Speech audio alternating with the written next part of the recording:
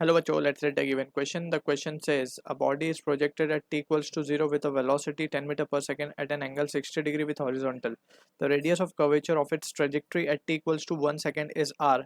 Neglecting air resistance and taking acceleration due to gravity g as 10 meter per second square, the value of r is. So, to understand this question, we need to understand about the key concept of projectile motion. So, in projectile motion, अगर हम बात करें, let's suppose we have x and y coordinate हम पहले plot कर देते हैं because it's a two dimensional case.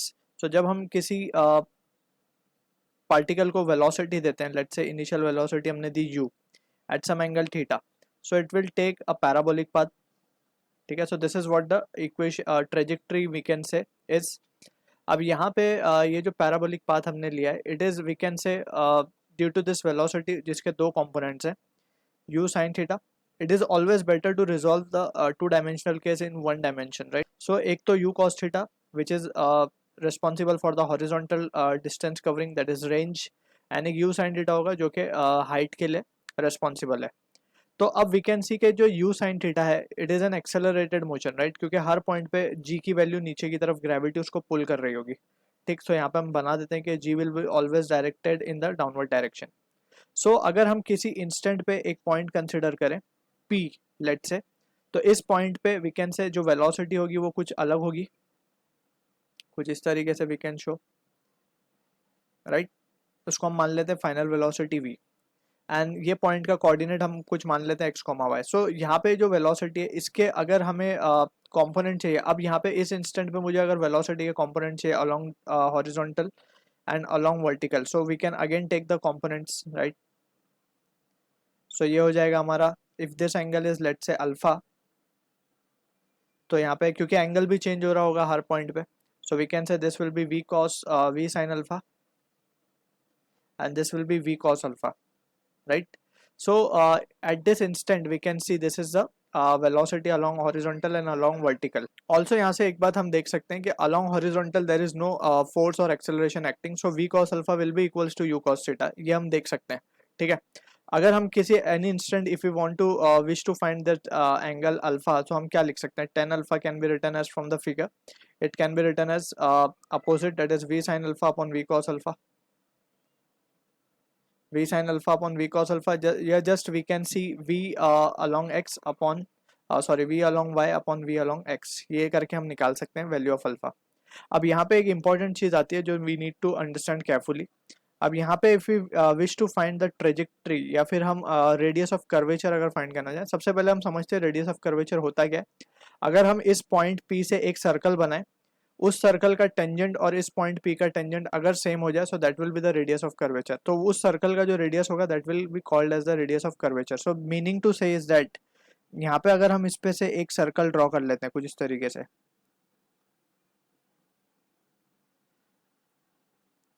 कुछ इस तरीके से if we draw the circle, so इसका जो रेडियस होगा, इसका जो रेडियस होगा that radius is known as the radius of curvature. ठीक है, so that is what the thing we need to understand over here. ये आ गया r.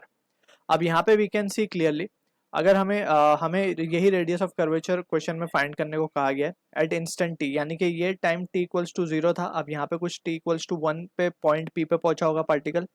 So that is what the situation we need to understand. अब यहाँ से we can see के since we no के ग्रेविटी तो नीचे एक्ट कर रही है, अगर हम इस पॉइंट P पे ग्रेविटी ड्रॉ करने की कोशिश करें, so it will be acting in the downward direction g. सो वी नो के अगर इस फिगर को हम ध्यान से देखें, सो इस पे जो सर्कुलर पाथ है, इस पे एक acceleration will always be there जिसको हम कहते हैं centripetal acceleration, that is AC. AC को हम क्या लिख सकते हैं, AC can be written as v square upon r, right. This is the what the formula for centripetal acceleration is. Circle किस तरीके का भी हो, if it is a circular path we can say centripetal acceleration will always be there and it will be v square by r.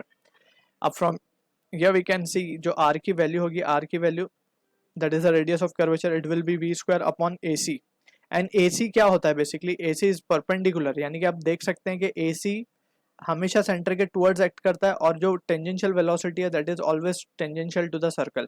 Right, हम देख भी सकते हैं इसको यहाँ से, ये v जो है टेंजेंशियल है सर्कल को। So in that situation we can see कि हम ए सी को क्या लिख सकते, A C V square upon A C. अब g जो है, g का कौन सा कंपोनेंट अलोंग AC एक्ट कर रहा है, along AC it will be, if this angle is alpha so this angle will also be alpha. So यहाँ से हम देख सकते हैं कि ये जो रिजल्ट आएगा हमारे पास, it will be v square upon g cos alpha, क्योंकि g का कौन सा कंपोनेंट अलोंग रेडियस एक्ट कर रहा है टुवर्ड्स द सेंटर, क्योंकि centripetal acceleration always act towards the centre along the radius. So this will be the thing we need to remember. यहाँ से ये जो एक्सप्रेशन हमने डिराइव किया रेडियस ऑफ कर्वेचर का, that is what the thing we will use in the given question, right. अब just हमें values निकालनी है and we will have the answer to the question, right. So from this we can say first of all हमें v निकालना है at t equals to 1 second पे। So v निकालने के लिए we have to find vx and vy, right. So vx and vy हम निकाल लेते हैं पहले। तो vx निकालने के लिए तो हम देख सकते हैं जैसे हमने डिस्कस किया, vx will be same as u cos theta only, right. So ये u cos थीटा हम स्ट्रेट अवे लिख देते हैं, तो ये आ जाएगा u is been given as 10 metre per second into u cos 60 will be cos 60 क्या हो जाएगा, cos 60 is half, so this will be 5 metre per second. So this is vx। अब vy की अगर हम बात निकालें, vy हमें अगर कैलकुलेट करना है, that is this value. So vy को अगर हमें कैलकुलेट करना है, so we have to follow the kinematical equation, that is initial velocity minus of v equals to u plus L T वाला sign we have to use, right. अब यहाँ पे हम देख सकते हैं कि we have to follow the sign conventions. So vy can be written as uy minus of, initially uy था यानी कि ये u साइन थीटा था इनिशियली, माइनस ऑफ g, क्योंकि नीचे की तरफ लग रहा है इसीलिए हम माइनस डाल रहे हैं यहाँ पे, minus of g into so. सो ये रिजल्ट क्या मिलेगा हमें, u sine theta will be, अगर हम ध्यान से देखें तो u 10 है और साइन 60 विल बी व्हाट, ये हमारा ui है इनिशियली, राइट। सो साइन 60 इज √3/2, सो ये हो जाएगा 5√3, 10 into √3/2 will be 5√3, right. Minus of g अगर हम देखें तो g is 10 we have been given, so ये रिजल्ट आ रहा है हमारे पास vy का, ठीक है। vy मिल गया, vx मिल गया, so we can say v will be equals to vx i cap plus vy j cap, ये रिजल्ट आता है हमारे पास v बार का। सो यहाँ से हम v की मैग्नीट्यूड निकाल सकते हैं, it will be equals to under root of vx square plus vy का स्क्वायर, यानी कि 25 प्लस ऑफ इसका अगर हम स्क्वायर करें, सो दिस विल बी 5√3 माइनस 10 का स्क्वायर, ये आ रहा है हमारे पास रिजल्ट। सो इसको if we resolve it further we can have the value of v। तो यहाँ पे हम देख सकते हैं ये जो रिजल्ट आएगा हमारे पास, it can be written as 25 plus of, ये हो जाएगा हमारे पास, इसका स्क्वायर करेंगे तो 25 3 ज़ा 25 या 75, right, and minus of 2ab, यानी कि 2 5 ज़ा 10, 2 5 ज़ा 10, 10 10 ज़ा 100, √3 माइनस प्लस ऑफ 100 का स्क्वायर, 100 सॉरी 10 का square will be 100। So this result जो आएगा हमारे पास v का, it can be written as 200 minus of 100√3, right. So finally we have the result of v as √3 को हम 1.73 लिख सकते हैं, तो this result will comes out. तो यहाँ पे basically we want to find v square, तो हमें चाहिए, सो इसको हम स्क्वायर ही कर रखते हैं यहाँ पे। तो v square will be 200 minus of √3 173.2 हो जाएगा, तो 200 minus 173.2 will be 26.8। So this will be the value of v square we are getting, या फिर जस्ट हम इसको रूट ऑफ ये करके मीटर पर सेकेंड लगा देते हैं। सो ये v की वैल्यू मिल गई हमें। अब finally we can have the value of r, जो कि रेडियस ऑफ कर्वेचर होगा। So we can say therefore r क्या हो जाएगा हमारा, r will be v square, यानी कि ये हो जाएगा 26.8 डिवाइडेड बाय g, तो 10 है हमारे पास, cos alpha. cos alpha will be nothing but from the figure we can see कि cos अल्फा को हम देख सकते हैं यहाँ से, अगर हम इस ट्रायंगल को देखें ये वाले, सो इस ट्रायंगल में cos alpha will B adjacent upon hypotenuse, adjacent is v cos alpha।